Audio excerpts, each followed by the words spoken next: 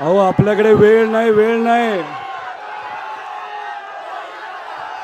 एक मिनिट फक्त एकच घोषणा. पवार साहेब आप आगे बढ़ो. अरे हा बारामतीचा आवाज वाटतो का? दिल्ली हादरली पाहिजे, दिल्ली. पवार साहेब आप आगे बढ़ो. मागच्या बाजूने आवाज येत नाही. हात वर करून पवार साहेब आप आगे बढ़ो. राम कृष्ण हरे, राम कृष्ण हरे.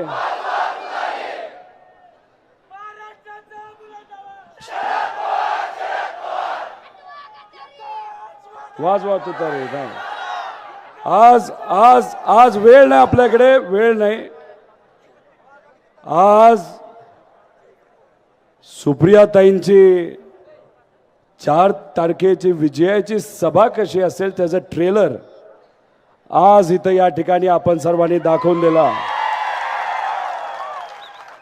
या सांगता सभेसाठी आवर्जून इथं उपस्थित असणारे आपल्या सर्वांचे लाडके प्रेमाचे एक असे व्यक्तिमत्व, फार मोदी साहेबांपासून शहा साहेबांपर्यंत, फार खालच्या भाजपच्या कार्यकर्त्यापासून पण वरपर्यंत हे सर्व लोक, फक्त महाराष्ट्रात नाही तर देशातले हे सर्व लोक ज्या व्यक्तीला घाबरतात, असे आपले स्वाभिमानी मराठी माणूस मध्ये आदरणीय पवार साहेब या ठिकाणी उपस्थित आहेत.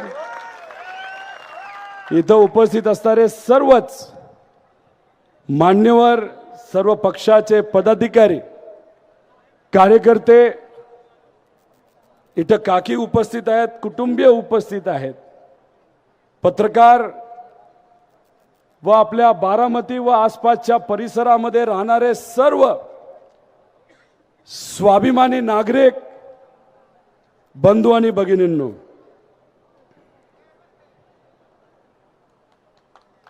काही लोक असे म्हणतात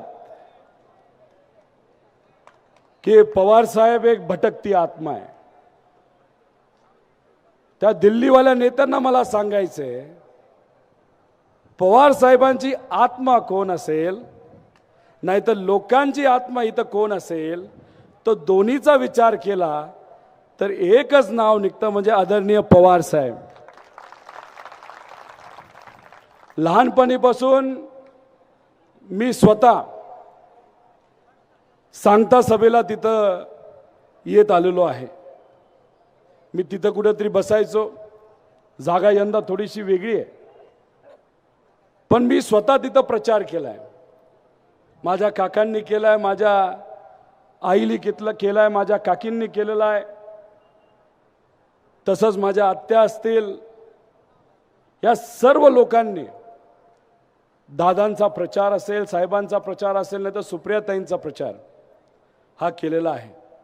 ठीक आहे, यंदा या आमच्या उपस्थितीची जास्त चर्चा कदाचित यंदा होते, पण पूर्वीच्या काळामध्ये आम्ही कुठं बसलेलो असायचो, आम्ही कशा पद्धतीने प्रचार करायचो, कोणाकोणाच्या घरी जायचो, या बाबतीतली चर्चा होत नव्हती. आणि मग तिकडं बसून सर्वांची भाषणं आम्ही तिथं ऐकत असायचो. पण यंदाचं वातावरण थोडंसं वेगळे. आपल्यातलेच एक आता भाजप बरोबर गेलेले आहेत. कुटुंबाचा एक व्यक्ती म्हणून कुठेतरी मला त्या बाबतीत वाईट वाटतं, पण तो त्यांचा व्यक्तिगत निर्णय आहे. आणि ते जेव्हा तिकडे गेले तेव्हा त्यांनी पार्टी नेली, चिन्ह नेलं, अख्खी राजकीय यंत्रणा नेली. अहो जागा सुटा नेली हो. तुम्ही जागा न्या, नाहीतर पवार साहेबांची जागा घेण्याचा तुम्ही प्रयत्न करा. कितीही स्वप्न तुम्ही बघितले आणि ते कुणीही बघितले, तर पवार साहेबांची जागा हे कुणी घेऊ शकत नाही. पवार साहेब हे आपल्या सर्वांचा हृदयात आहे, आपल्या काळजाचा पवार साहेब एक तुकडा आहे. आणि असंच बनलेत का हो तो तुकडा? गेल्या 60 वर्षामध्ये या परिसरातल्या लोकांच्या हितासाठी, संबंध महाराष्ट्रातल्या लोकांच्या हितासाठी, अख्ख्या देशाच्या लोकांच्या हितासाठी पवार साहेबांनी काम केले, परिश्रम केले. पवार साहेबांच्या प्रचाराची सुरुवात जर आपण बघितली तर सायकलवर असायची. त्यांचे त्या काळातले जे कोणी कार्यकर्ते त्यांच्याबरोबर प्रचारासाठी फिरायचे, पवार साहेब अजूनपर्यंत त्यांना विसरलेले नाहीत. तिथून सुरू झालेला प्रवास, या भूमीतून झालेला प्रवास, नंतर राज्यमंत्री, मंत्री, मग या राज्याचे मुख्यमंत्री, या देशाचे डिफेन्स मिनिस्टर, या देशाचे कृषी मंत्री, असा त्यांचा प्रवास राहिलेला आहे. जेव्हा केव्हा त्यांच्याकडे पद होतं, जो कुठला निर्णय त्यांनी घेतलेला आहे त्या सर्व निर्णयाचा केंद्रबिंदू कोण असेल तर या महाराष्ट्रातली स्वाभिमानी जनता हे त्यांच्या निर्णयाचं केंद्रबिंदू असायचं. त्यामुळे या महाराष्ट्रामध्ये असं कुठलंही कुटुंब नसेल की पवार साहेबांनी घेतलेला निर्णय त्या कुटुंबापर्यंत प्रत्यक्ष अप्रत्यक्षपणे एखाद्या योजनेच्या माध्यमातून पोचलेला नाही. म्हणून सांगतो, पवार साहेबांची जागा घेणं सोपं नाही आणि कुणी सुद्धा घेऊ शकत नाही. जेव्हा केव्हा पवार साहेब संबोधित करतात आपल्या सगळ्यांना, पवार साहेब हेच बोलतात, या परिसराचा आणि महाराष्ट्राचा मी विकास का करू शकलो तर त्याचं फक्त एकच कारण आहे, इथं असणारी जनता आणि तुम्ही सर्वांनी आम्हाला निवडून दिलं म्हणून तो विकास मी करू शकलो. पवार साहेब कधी म्हणत नाही मी केलं मी केलं. मी म्हणणारे हे सगळे भाजप बरोबर गेलेले आहेत, नाही तर भाजप मध्ये आहेत. त्याला साध्या भाषेमध्ये आपण जर काय म्हणतो असं बघायला गेलं तर त्याला अहंकार म्हणतो. खरं तर पवार साहेब जेव्हा जागा बदलली तेव्हा लोकांनी ठरवलं होतं मोठ्या संख्येने तुमचं मनोगत तिथं ऐकण्यासाठी यायचं. आणि जे दिल्लीचे नेते आहेत ते म्हणतात पवार साहेबांना कुटुंब सांभाळता आलं नाही. त्या नेत्यांना मला सांगायचं की पवार साहेबांचं कुटुंब फक्त पवार आडनावाचं नाही हो. पवार साहेबांचं कुटुंब कुठं असेल तर हे पुढे बसणारी जनता म्हणजे पवार साहेबांचं कुटुंब आहे. हे तुम्ही कसं नेणार? पवार साहेब हृदयामध्ये बसले ते तुम्ही कसं नेणार? या सर्वसामान्य जनतेचं पवार साहेबांवर प्रेम आहे ते तुम्ही कसं नेणार?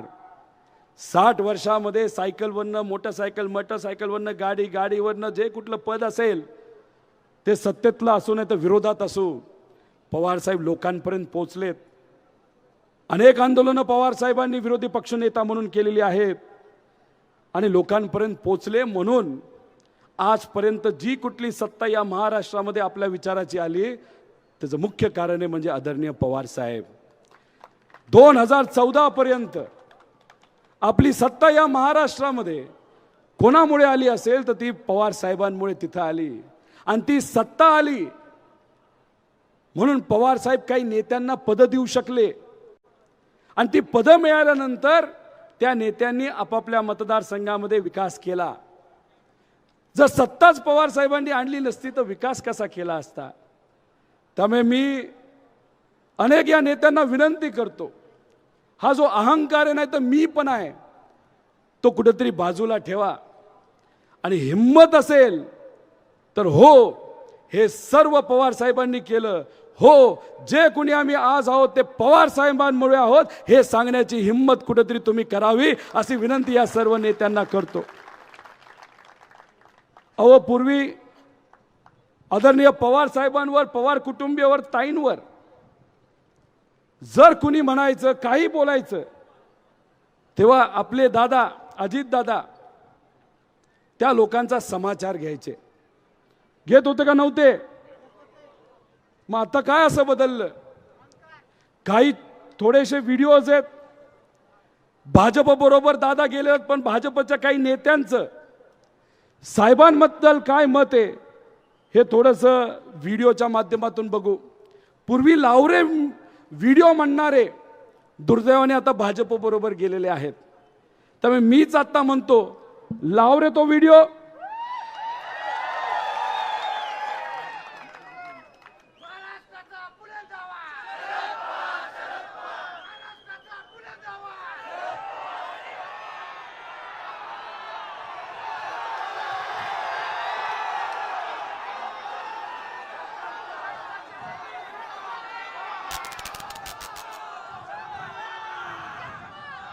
अहो आवाज कुठे हो?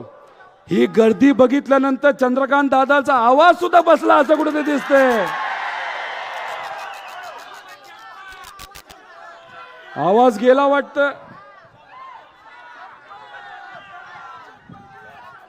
अहो येणार आहे का नाही आवाज त्यांचा परत?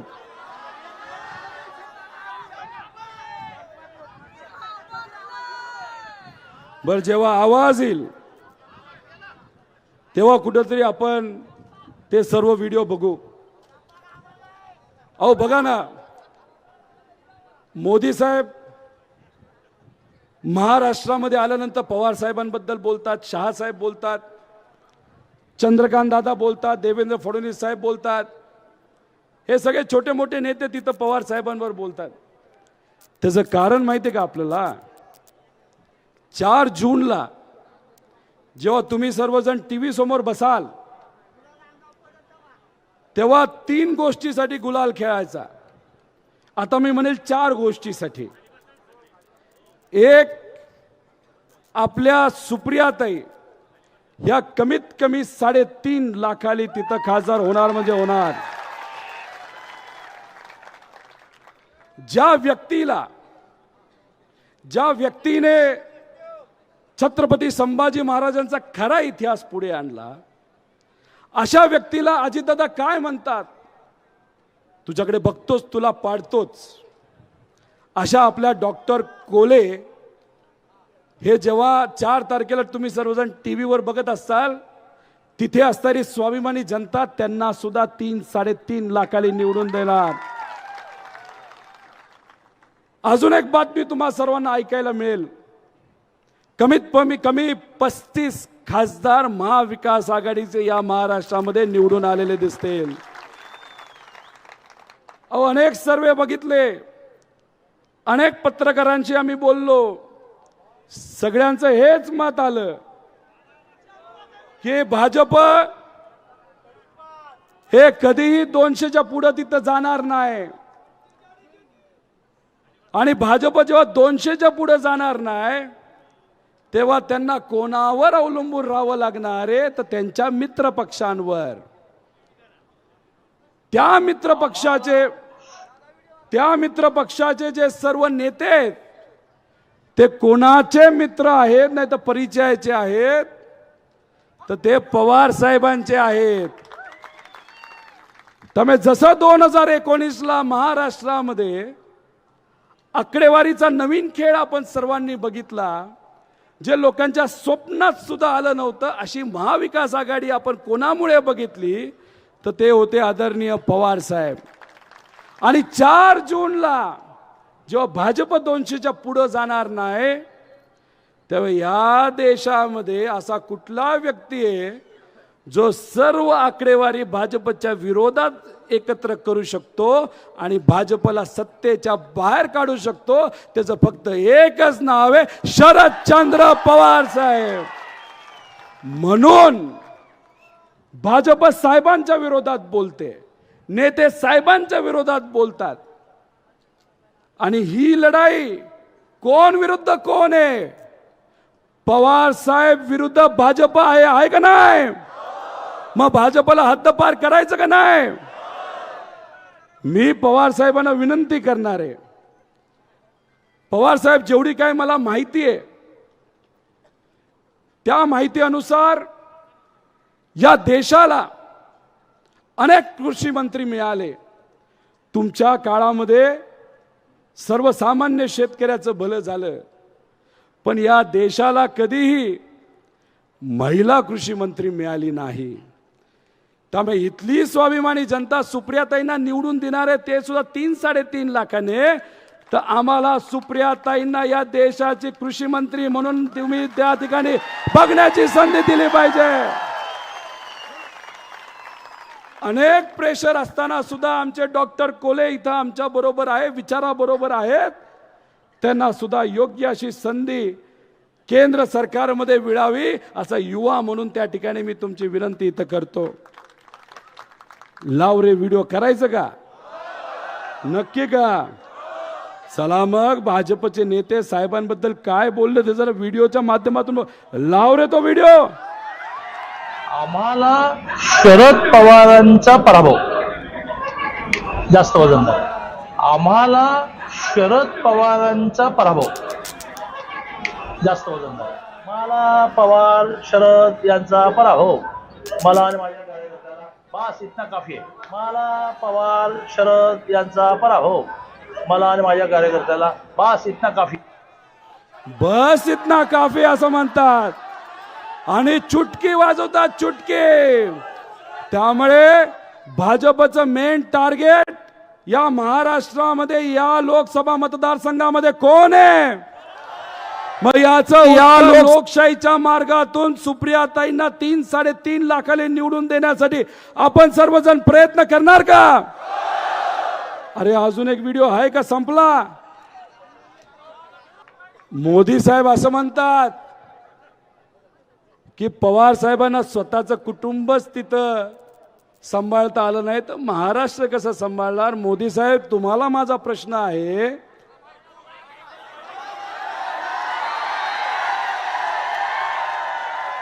बस इतना ही काफी आहे. तुम्हाला माहिती काय परिस्थिती आहे.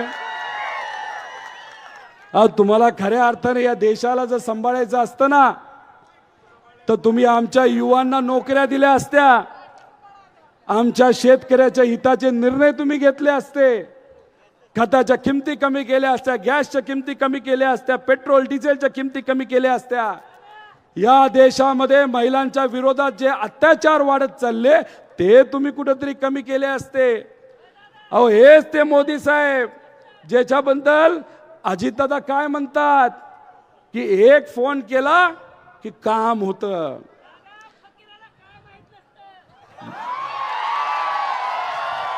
अजितदादा, तुम्ही म्हणालात मोदी साहेबांचा एक फोन आला तर काम होत असतं. तुम्ही मोदी साहेबांबरोबर जाऊन 10 महिने झाले दादा. आमच्या कांद्याचा प्रश्न सुटला नाही दादा, आमचा दुधाचा प्रश्न दादा सुटला नाही, रेट नाही वाढले, खताच्या किमती वाढल्यात दादा. आमचे हेच कष्टकऱ्याची मुलं आज बेरोजगार आहेत दादा.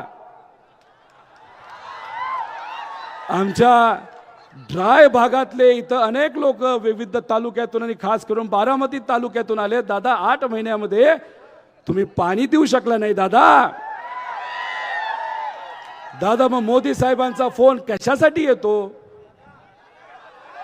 तुमच्यावर ही कारवाई करेल, ती कारवाई करेल, नाही तर ये माझ्याकडे हे सांगण्यासाठी फोन येतो का? त्यामुळे याला विकास म्हणत नाही, याला उत्तर आपण कशातून देणार आहे? कशातून? बरं अजून एक व्हिडिओ आहे का? 6 पर्यंत सभा चालणार आहे. मी 5 मिनिटं इथं घेतो आणि तुम्हाला सांगतो सभा आहे का?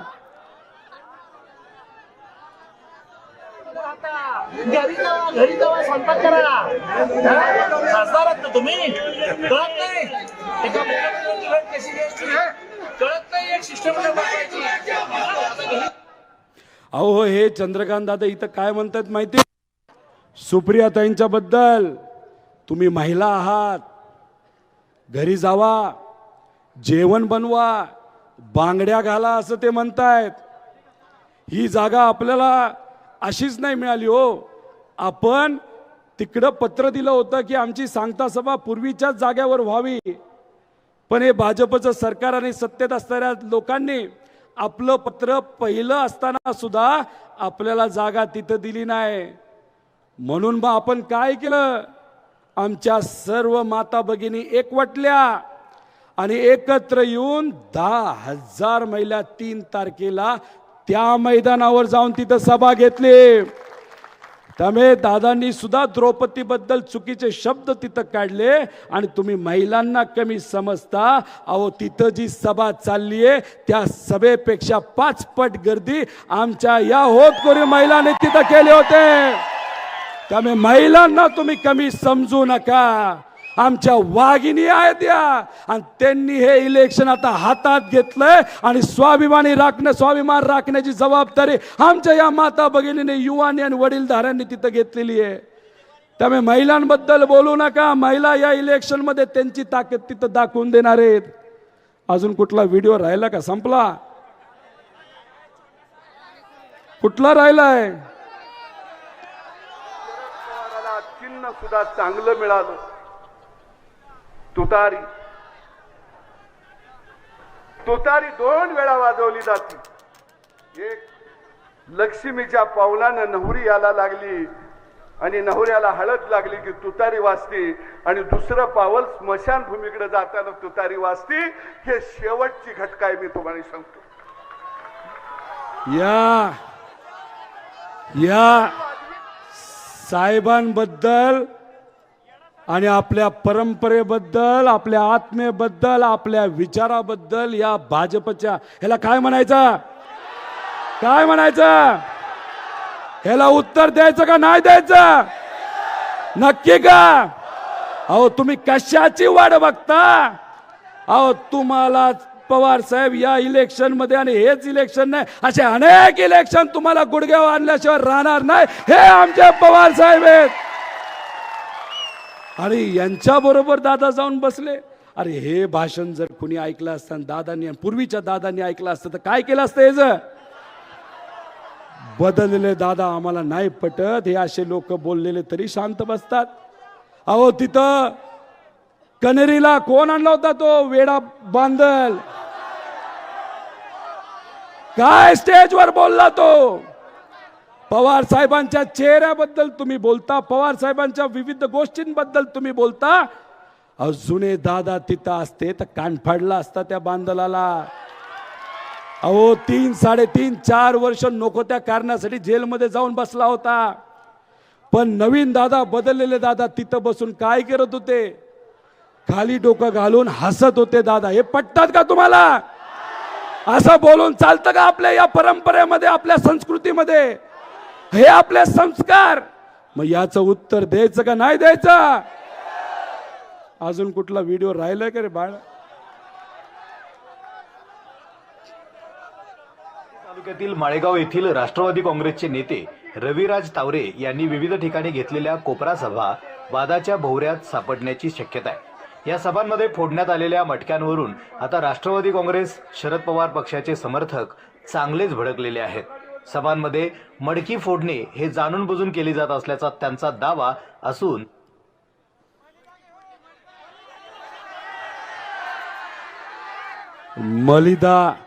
मलिदा गँगचा एक मोठा सदस्य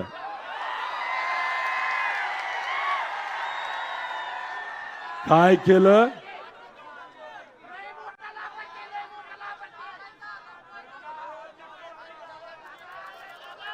काय केलं?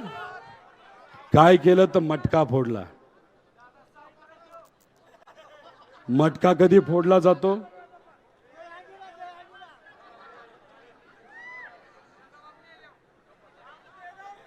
तुम्हाला माहिती ना कधी फोडला जातो?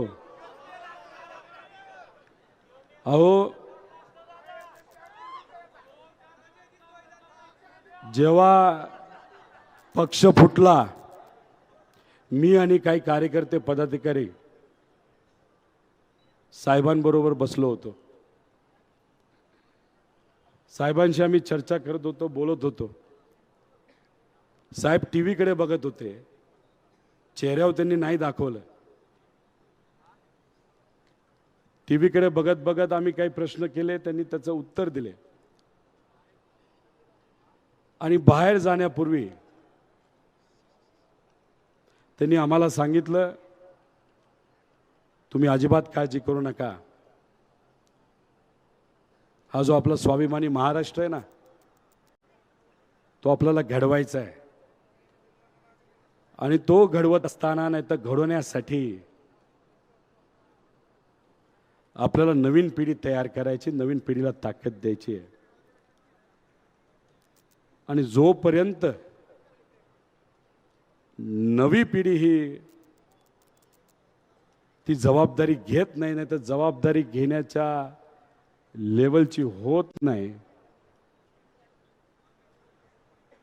तोपर्यंत मी माझे डोळे मिटणार नाही, असे पवार साहेबांचे शब्द होते.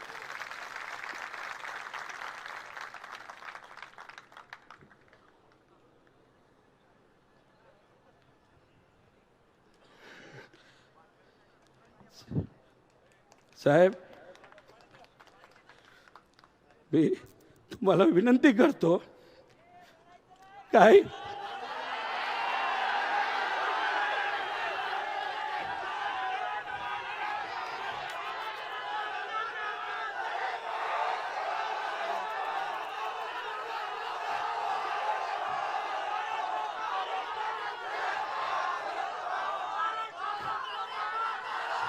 साहेब, मी तुम्हाला विनंती करतो, हे जे वक्तव्य तुम्ही केलं ते कृपा करून तुम्ही परत करू नका.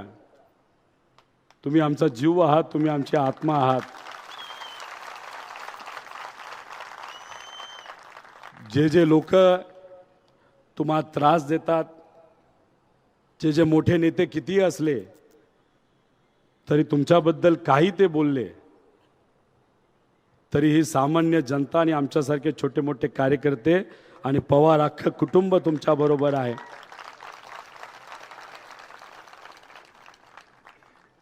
स्वार्थासाठी नाही साहेब आम्ही लढत.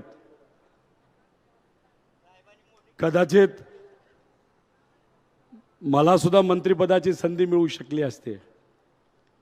माझ्या आजोबाली, माझ्या वडिलांनी जी कंपनी मोठी केली कष्टातून, कुठलीही चूक नसताना सुद्धा त्या कंपनीवर कारवाई केली गेली.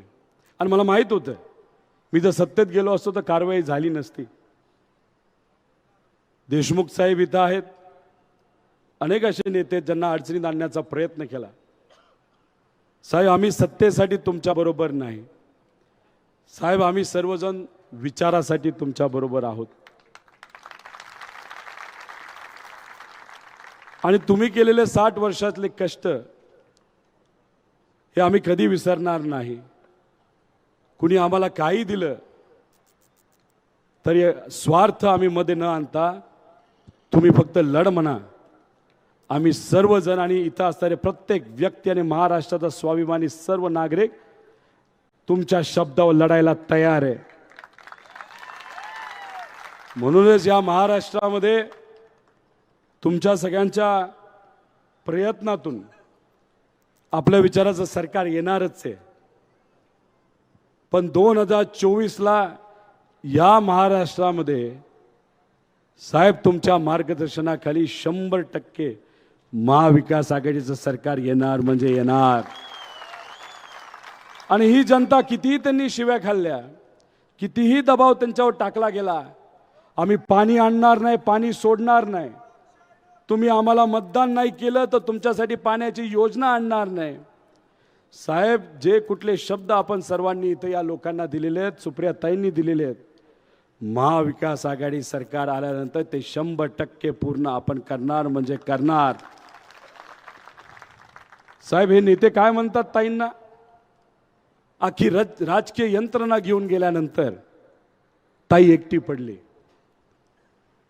रक्ताचं नातं असणारा भाऊ काही कारणास्तव नाही तर त्यांचं साम्राज्य टिकवण्यासाठी त्याच्यावर ज्या काही कारवाई ज्या साम्राज्यावर झाल्यात त्याच्यासाठी म्हणजे स्वार्थापोटी ते पलीकडे गेले असले तरी इतर रक्ताचे नाती असणारे भाऊ आणि त्यांचं अख्खं कुटुंब ताईंबरोबर आहे. आणि सगळ्यात महत्वाचं, रक्तापेक्षा हे जे सर्व पुढे बसणारे प्रेमाचे भाऊ आणि बहीण सुप्रियाताईंबरोबर आणि तुमच्या बरोबर आहे. त्यामुळे तुम्ही त्या बाबतीत निश्चिंत राहा असं माझ्यासारख्या कार्यकर्त्याला त्या ठिकाणी वाटतं. अहो साहेब, हे एक वटवृक्ष आहेत आणि तुम्हा आपल्या सगळ्यांना माहिती आहे, वटवृक्षाला पारंब्या असतात आणि शेकडो पारंब्या असतात. आणि कधी कधी पारंब्याला सुद्धा असं वाटतं अरे पूर्ण झाड हे आपल्यावर अवलंबून आहे. त्यामुळे 1-2 पारंब्या तरी कुणी तोडल्या नाही तर बाजूला घेऊन गेले तरी वडाच्या झाडाला काही होत नसतं. आणि आपल्या सगळ्यांचं वडाचं झाड म्हणजे आदरणीय पवार साहेब आहेत. जाता जाता मी फक्त आपल्या सर्वांना एवढंच सांगेल, हे आत्ताचे नेते फक्त तुम्हाला आश्वासन देत आहेत. ड्राय भागातलं पाणी असेल नाही तर इतरही तुमच्या सगळ्यांचे जे कुठले विषय असतील, आणि इंदापूर असू द्या, बारामती असू नाही तर दुसरा कुठलाही तालुका असू दे, MIDC असू द्या नाही तर कुठलाही विकासाचा प्रश्न असू द्या, पवार साहेब आहेत, ताई आहेत आणि हे सर्व नेते तुमच्या बरोबर आहेत. आणि मी पळणारा व्यक्ती नाही. पळणारा असतो तर कधीच निघून गेलो असतो. आणि मी राजकारणात फक्त भाषण करण्यासाठी आणि गोट्या खेळण्यासाठी आलेलो नाही. त्यामुळे याच्या पुढे कुठलाही कार्यकर्त्याला जर कुणी हात लावला तर गाठ पवार साहेबांचे आणि आमच्याशी हे तुम्हाला तिकडे सांगतो. आणि येणारं प्रत्येक इलेक्शन ज्याच्यामध्ये तुम्हा सर्वांना संधी देण्याची तिथं आम्हाला संधी मिळेल, तेव्हा प्रत्येक इलेक्शनमध्ये ते जिल्हा परिषद असो, पंचायत समिती असो, बँक असो नाही तर कारखाना असो, तुमच्या पाठीमागे पवार साहेब, ताई आणि आम्ही सर्वजण असो असा शब्द या ठिकाणी देतो. आणि हा देत असताना कुणी कितीही पलीकडनं भावनिक केलं तर विचार हे आपल्या सर्वांसाठी महत्त्वाचे आहेत. जेव्हा मी निर्णय घेतला पवार साहेबांबरोबर जाण्याचा, सगळ्यात जास्त जल्लोष जर माझ्या कुटुंबामध्ये कुणी केला असेल तर 6 वर्षाच्या मुलाली आणि 10 वर्षाच्या मुलीली केला. आल्या आल्या घरी आल्या गेल्या त्यांनी मला विचारलं, डॅडा तू कोणाबरोबर आहेस? आजोबा बरोबर आहेस का काका बरोबर आहे? मला 2 मिनिटं कळलं नाही की मी ह्याचं उत्तर काय देऊ आणि या कमी वयामध्ये यांना हा प्रश्न का पडला. मी त्यांना सांगितलं, नाही मी आजोबा बरोबर आहे. त्यांनी मला कडकडून मिठी मारली. त्यांनी मला सांगितलं, डाडा तुझा अभिमान आहे. 6 वर्षाच्या मुलाला आणि 10 वर्षाच्या मुलीला जे कळतं ते 65 वर्षाच्या व्यक्तीला का नाही कळत हे मला नाही सांगता येणार. त्याच्या पुढे जाऊन माझ्या मुला मुलींनी काय सांगितलं, तू जर या वयामध्ये